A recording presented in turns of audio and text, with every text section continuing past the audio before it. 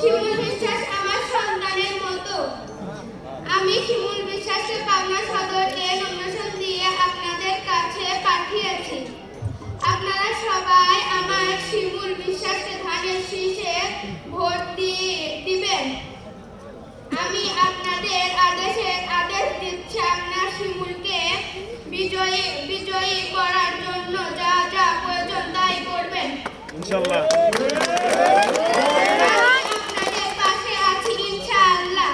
আমি আপনাদের কথা দিচ্ছি, আপনারা যদি শিমুলের ধানের শীষকে বিজয়ী করে তাহলে আপনারা যা যা চাইবেন পাবনা সদরের জন্য আমি তাই করে দিব ইনশাআল্লাহ।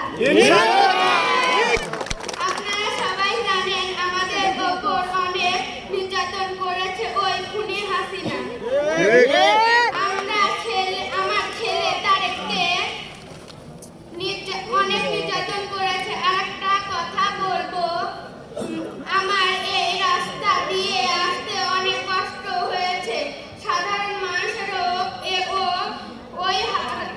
এই রাস্তা দিয়ে আসতে খুব কষ্ট হয়েছে।